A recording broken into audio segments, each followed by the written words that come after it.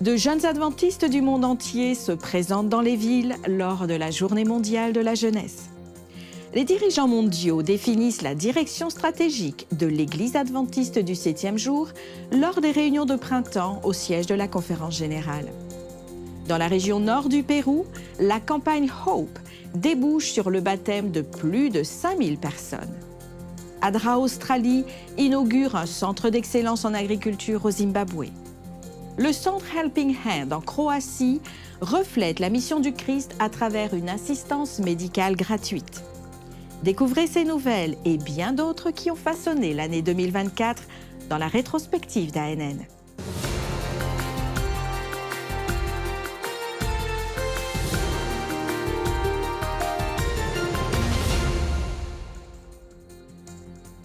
Des milliers de jeunes adventistes à travers le monde se sont mobilisés dans les villes et les communautés pour servir et répandre l'amour lors de la Journée mondiale de la jeunesse de cette année. L'initiative, menée par le département des ministères de la jeunesse de la Conférence générale des adventistes du 7e jour, motive les jeunes à sortir de leur zone de confort pour être le sermon. Les jeunes ont été mis au défi cette année de se montrer dans les villes, dans un engagement renouvelé à servir et transformer la vie des autres, tout en suivant l'exemple de Jésus. Dans la région interaméricaine, les jeunes ont participé à l'événement mondial en brandissant des pancartes contenant des messages positifs sur l'amour de Jésus, alors qu'ils se tenaient près d'un feu de circulation. Ils ont distribué des centaines d'exemplaires du livre La tragédie des siècles, déblayé les déchets et les débris, prié pour les passants, distribué de l'eau, servi des repas chauds, et préparer des centaines de sacs de nourriture à distribuer aux personnes dans le besoin. Les jeunes de la région du sud de l'Asie et du Pacifique ont lancé diverses campagnes communautaires, y compris des programmes de santé. De plus, ils sont descendus dans les rues pour partager l'Évangile, distribuer de la littérature et défiler dans les rues en portant leurs t-shirts, se montrer dans les villes. En Amérique du Sud, les jeunes adventistes ont mené des centaines d'actions, notamment en donnant du sang, en visitant des maisons de retraite, en offrant des prières et des câlins, démontrant que le travail missionnaire nécessite intention et action. La Journée mondiale de la jeunesse a lieu chaque année le 3e sabbat de mars. Depuis son lancement en 2013, l'initiative mondiale a laissé un héritage durable qui continue d'inspirer des générations à être et à agir comme Jésus dans ce monde. Du 9 au 10 avril, les dirigeants de l'Église adventiste mondiale se sont réunis pour l'Assemblée administrative de printemps 2024 au siège de la Conférence générale dans le Maryland aux États-Unis. L'événement, tenu sous forme de réunion hybride, à la fois sur place et en ligne, a rassemblé environ 428 membres et invités.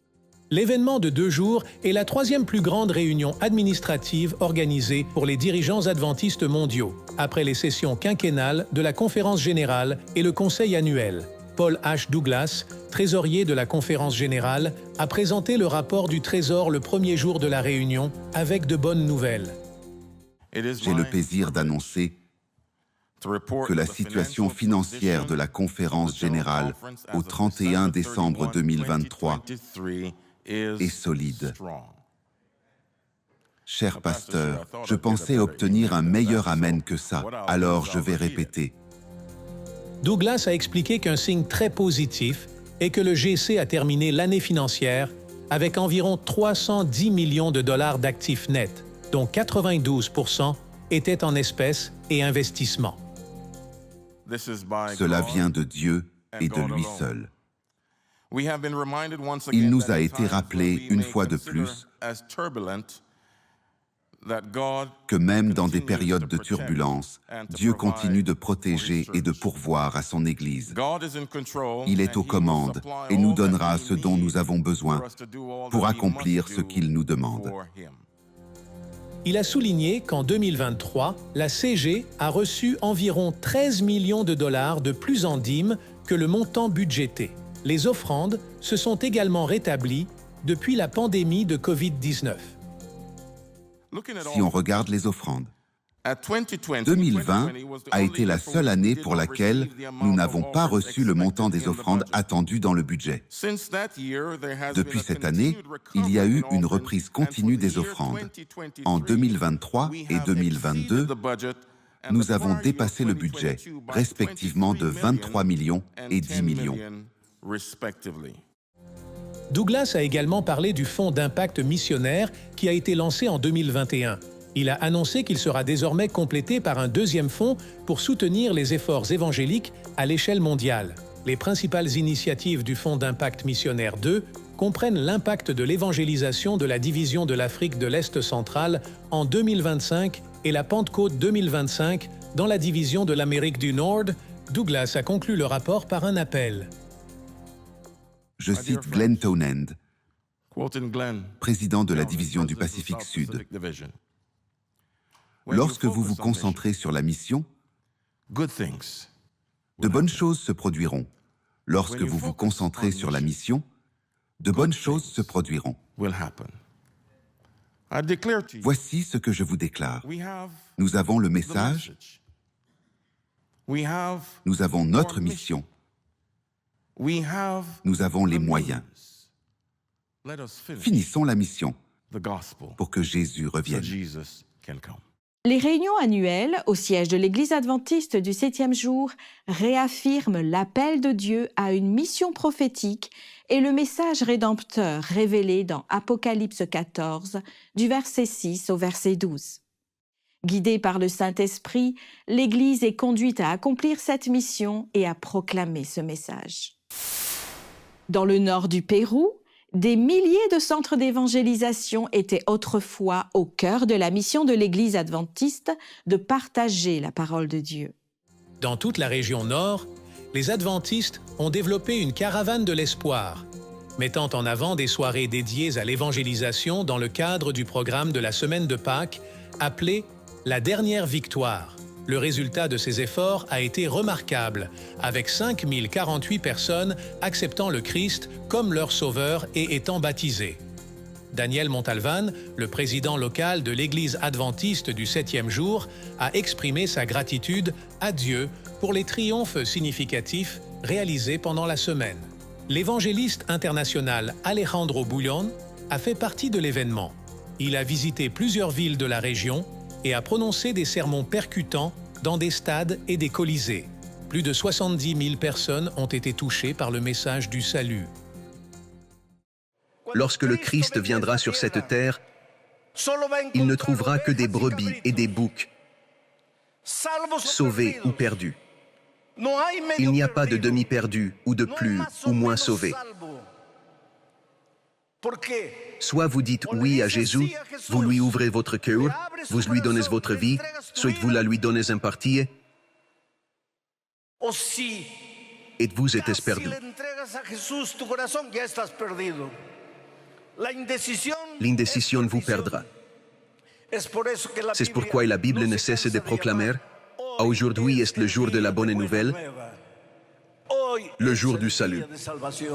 Le nord du Pérou est bouillant d'espoir alors que ce mouvement d'évangélisation continue d'inspirer et de transformer des vies. Dans cet épisode rétrospectif, nous nous rendons au Zimbabwe où le centre d'excellence de Montgomery est devenu un élément clé du projet Engage d'ADRA Australie qui aide 5000 agriculteurs et entrepreneurs à améliorer leurs moyens de subsistance.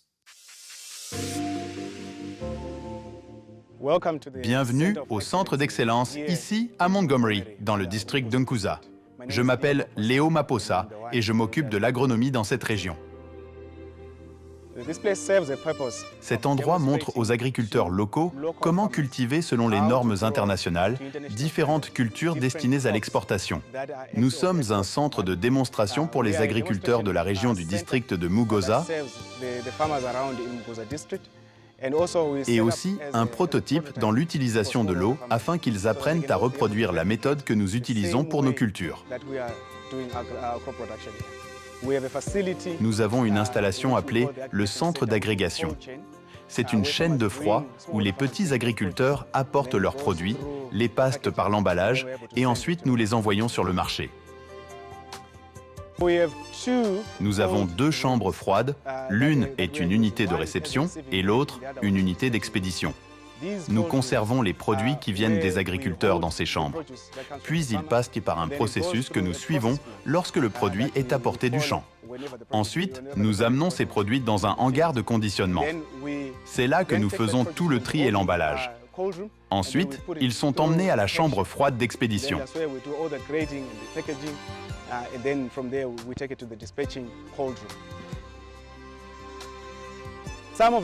Certains des problèmes auxquels les agriculteurs sont confrontés sont les pertes après la récolte. On dit que 40 à 60% des produits qu'ils cultivent en horticulture sont perdus après la récolte. L'autre problème courant auquel les agriculteurs sont confrontés est la surabondance de produits sur le marché. Les agriculteurs apportent tous leurs produits, cultivent le même produit, l'apportent en même temps sur le marché et l'inondent, faisant ainsi baisser le prix du produit. Ils ne réalisent donc aucun profit. Voici donc quelques installations que les agriculteurs peuvent observer et apprendre.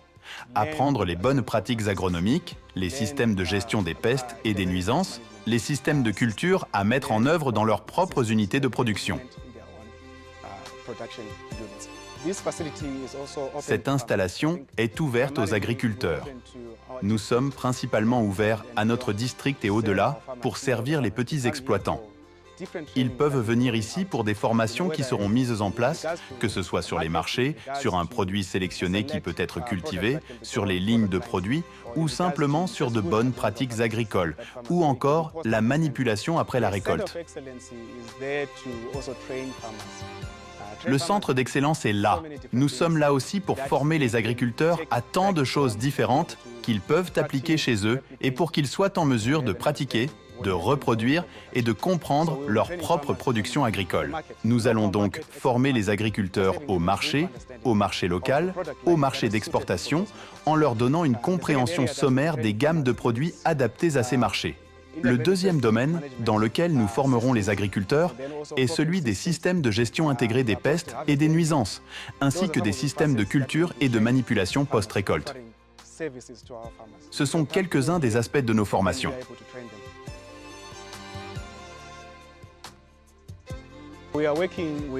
Nous travaillons avec différents partenaires stratégiques. L'un d'eux est l'aide australienne, puis nous avons le gouvernement du Zimbabwe à travers différents ministères qui se connectent avec nous. Ici, c'est un projet d'ADRA Zimbabwe.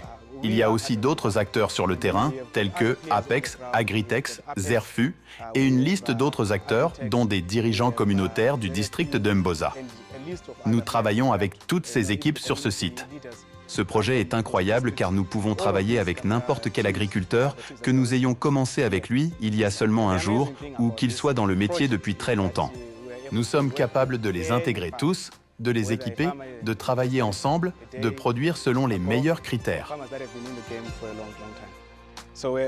L'agriculture n'est pas aussi difficile que vous le pensez. Venez voir et apprendre ici, au Centre d'Excellence. Nous pourrons vous montrer des méthodes simples d'agriculture. Nous disons à nos petits agriculteurs qu'ils peuvent utiliser ce qu'ils ont et produire selon les normes d'exportation.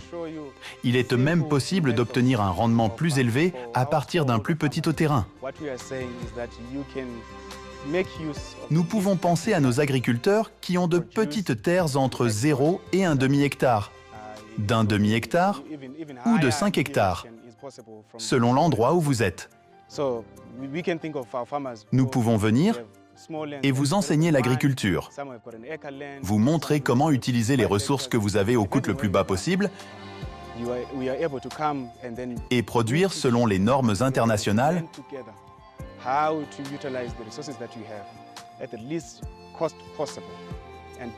ou selon les normes d'exportation.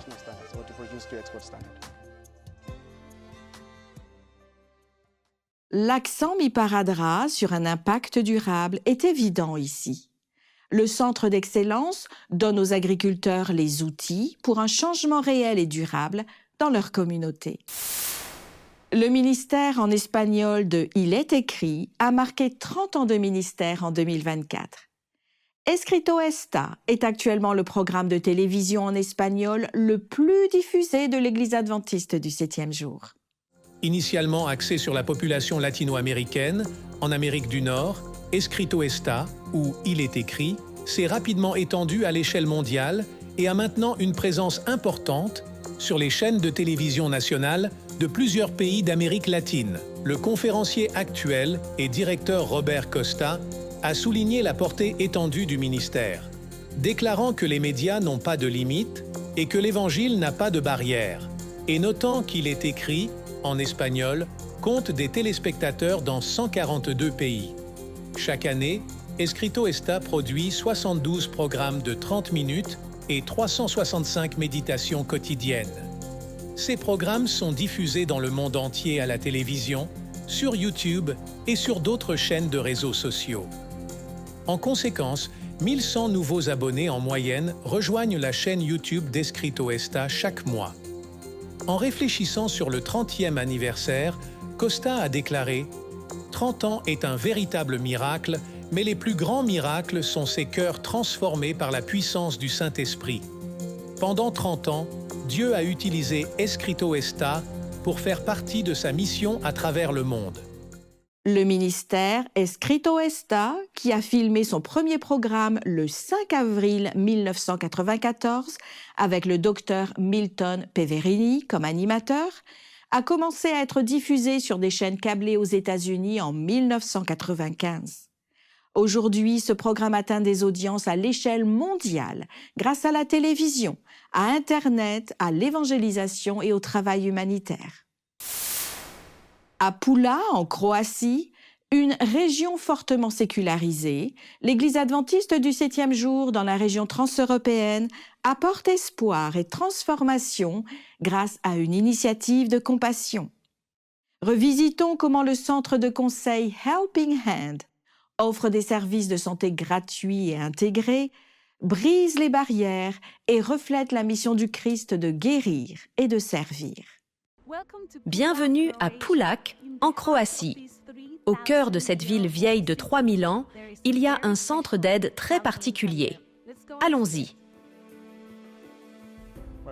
Notre présence a fait la différence parce que notre Église a décidé de sortir de son bâtiment et de faire quelque chose pour la communauté. La plupart du temps, notre approche de la mission consiste à inviter les gens à venir à nous, à notre Église. Mais ce que je comprends, c'est que Jésus avait une autre approche. Il allait toujours là où se trouvaient les gens. Il communiquait avec eux, leur demandait quelles étaient leurs difficultés, et il les aidait là où les gens se trouvaient. Nous avons donc décidé de sortir de notre bâtiment et de faire quelque chose pour la communauté, là où les gens vivent, et là où ils se trouvent dans la ville. Nous avons donc commencé dans ce centre. Le Covid a été un élément déclencheur, car nous avons réalisé que tout était en train de changer. Les gens étaient très seuls et même en colère. Nous nous sommes vraiment inquiétés de ce qui se passait et nous avons donc décidé d'aider les gens à prendre soin de leur santé physique et mentale, autour des problèmes sociaux et de la spiritualité. Dans la société croate, il est de plus en plus difficile d'approcher les gens avec du contenu purement spirituel, car les jeunes générations refusent tout contact ultérieur dès la première mention de quelque chose de religieux ou spirituel. Ils déconnectent.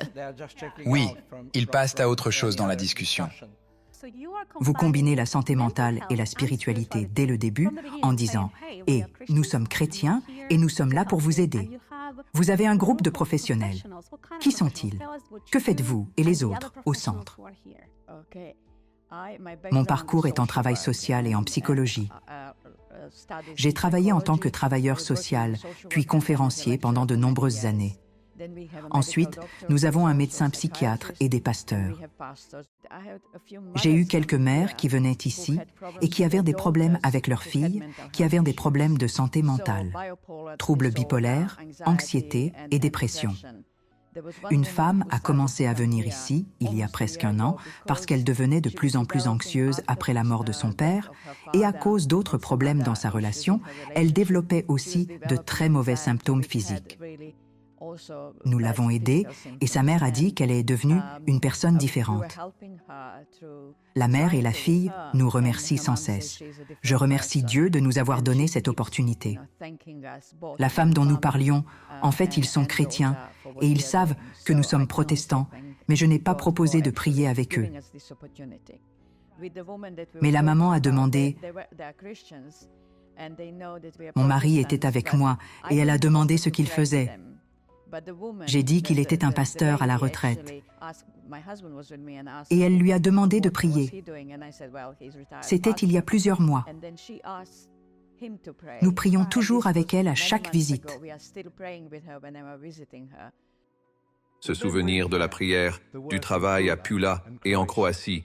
Grâce à vos prières, vos encouragements, votre soutien, le travail à Pula et dans de pareils centres peut se propager dans la division transeuropéenne et l'œuvre de l'Évangile peut s'étendre comme jamais auparavant. C'est la mission de l'Église adventiste du 7e jour. Promouvoir la santé et le bien-être holistique en harmonie avec le message du 3e ange de l'Apocalypse. C'est un travail qui va au-delà des murs de l'Église, apportant espoir et transformation au corps, à l'esprit et à l'âme.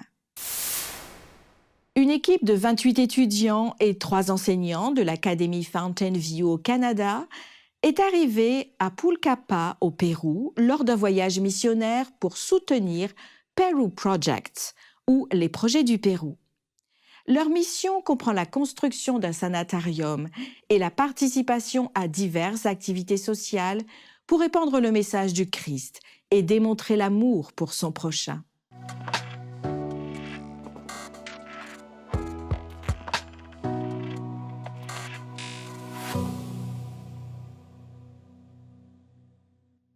Bonjour, je m'appelle Apeil et je fais partie de l'école FAMG. Nous sommes 31 étudiants et nous participons au projet Pérou pour un voyage missionnaire. Nous espérons que grâce à nous, les gens pourront venir au Christ. Juste la semaine dernière, ma classe était ici et nous avons pu participer au Project Pérou lors d'un voyage missionnaire. Chaque matin, avant de commencer à travailler dans la boulangerie ou sur la construction, nous avions une courte méditation et un temps d'adoration. Nous étions réunis pour chanter en anglais et en espagnol et j'ai vraiment apprécié cela. C'était vraiment intéressant d'entendre les différents témoignages et d'en apprendre un peu plus sur la mission et leurs expériences ici. Bonjour, je m'appelle Eliani et j'ai aidé ici dans divers domaines, mais la plupart du temps, j'étais à la boulangerie. Nous avons fait du granola, du pain. Nous avons appris tout le processus de fabrication du pain. Ça me rappelle beaucoup comment Dieu nous façonne, comme nous le faisons avec le pain. Et je vous invite à venir soutenir les projets au Pérou, car c'est une expérience inoubliable. Salut, je m'appelle Laura et j'ai le plus apprécié l'école biblique de vacances lors du voyage missionnaire. C'était une telle bénédiction, après une longue journée de travail, d'aller à l'église et de voir tous ces enfants, de jouer avec eux, de leur raconter des histoires de bataille, de faire des activités manuelles et de partager avec eux. C'était tellement gratifiant, une vraie bénédiction pour moi et pour tous mes camarades de classe. Et tout au long de la semaine, pendant que les adultes se réunissaient, ils organisaient une EBV l'après-midi pour les enfants locaux. Par contre, le vendredi après-midi, ils ont organisé une foire de la santé pour les enfants, où ils leur ont appris qu'un corps sain et un esprit sain étaient le meilleur moyen de servir le Seigneur tout au long de leur vie. Nous avons eu l'opportunité de donner un concert à l'église centrale de Pucallpa. À notre arrivée, nous nous sommes échauffés et environ 150 personnes sont venues. Nous avons interprété 13 chansons vraiment appréciées. Le week-end dernier, à Projet Pérou, nous nous sommes rendus dans un petit village où nous avons apporté du pain que la boulangerie d'ici avait préparé, ainsi que des Bibles. Après être allés à l'église en bateau, nous nous sommes séparés des membres. Ceux d'entre nous qui parlaient anglais sont allés avec quelqu'un qui parlait espagnol. Et nous sommes allés dans la communauté pour distribuer le pain et les Bibles aux habitants. Et nous lisions un verset avec eux sur Jésus, le pain de vie.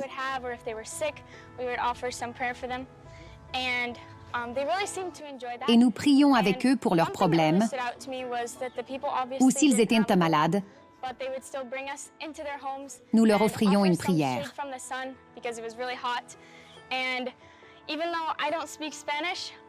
Et ils semblaient vraiment apprécier cela.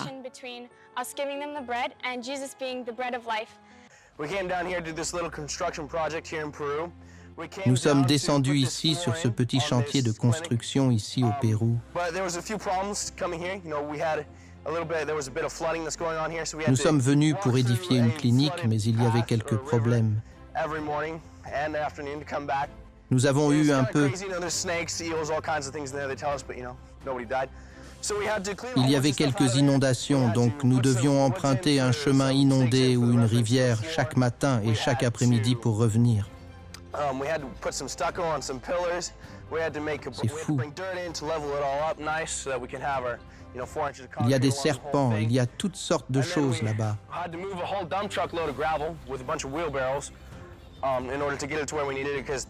Ils nous disent, mais personne n'est mort. Donc,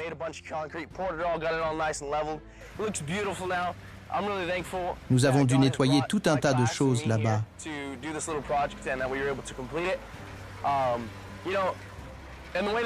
Mettre du bois pour des piquets pour la référence du sol.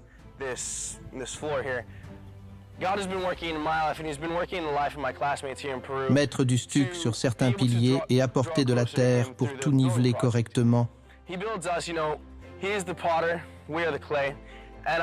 Afin d'avoir nos 10 cm de béton tout le long.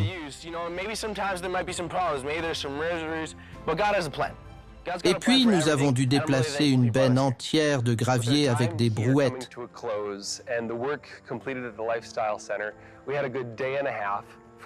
Pour l'amener là où nous en avions besoin, car il y avait des inondations. À cause des inondations, nous ne pouvions pas amener le camion où nous voulions. Mais nous avons travaillé sur tout ça, fait et coulé beaucoup de béton, l'avons nivelé. C'est magnifique maintenant.